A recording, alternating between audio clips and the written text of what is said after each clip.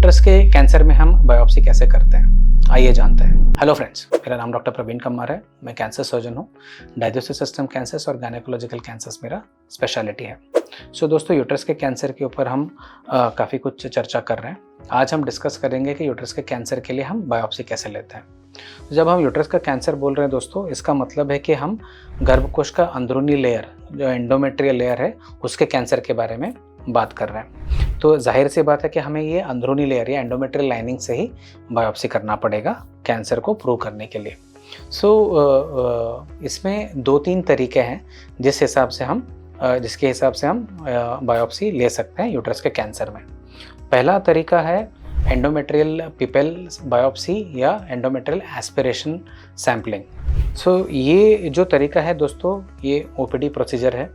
इसमें ना ही आपको एनेस्थीसिया लगेगा, ना ही आपको एडमिट होना पड़ेगा, और प्रोसीजर के बाद आपको थोड़ा ही ऑब्जर्वेशन पे रख के तुरंत हम आपको घर भेज सकते हैं।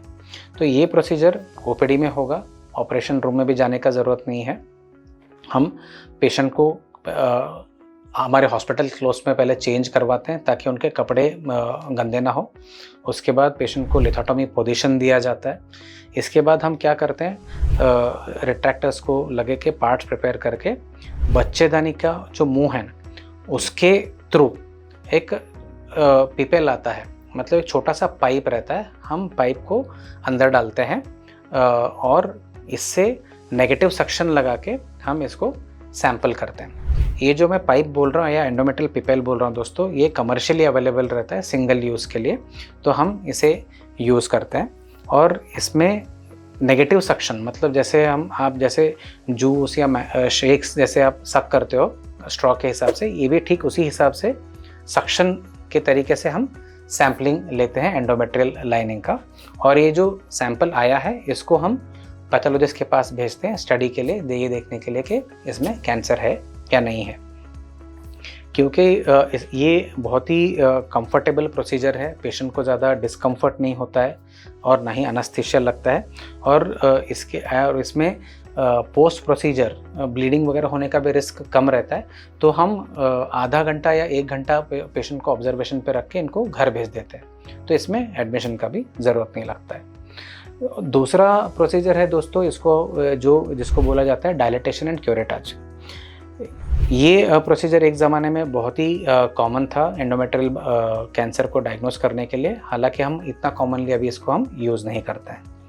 ये प्रोसीजर जो पहले मैंने बताया था उसके कंपैरिजन में थोड़ा ज़्यादा एक्सटेंसिव है, और इसके लिए पेशेंट को थोड़ा डिस्कम्फर्ट भी होने का रिस्क रहता है। तो इसके लिए हमें ये प्रोसीजर ऑपरेटिंग रूम में करना पड़ता है, और क्योंकि थोड़ा लंबा चलता है और पेशेंट को डिस्कम्फर्ट का चांस है, तो इसके लिए हमें थोड़ा एनेस्थीसिया भी देना पड़ता है। ये प्रोसीजर में भी सेम पोजीशन इस्तेमाल करते हैं।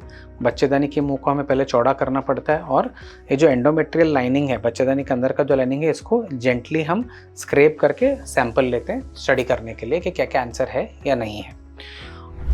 क्योंकि ये थोड़ा एक्सटेंसिव प्रोसीजर है और इसको ऑलरेडी एनेस्थीसिया भी दिया गया है, इसमें थोड़ा ब्लीडिंग का रिस्क ज़्यादा रहता है।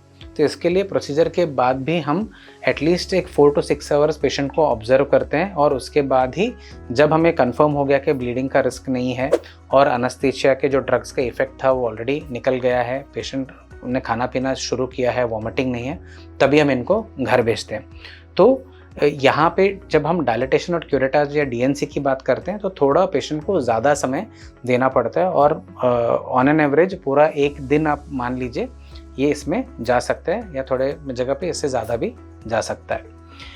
तीसरा प्रोसीजर है जिसको हम बोलते हैं हिस्ट्रोस्कोपिक बायोप्सी।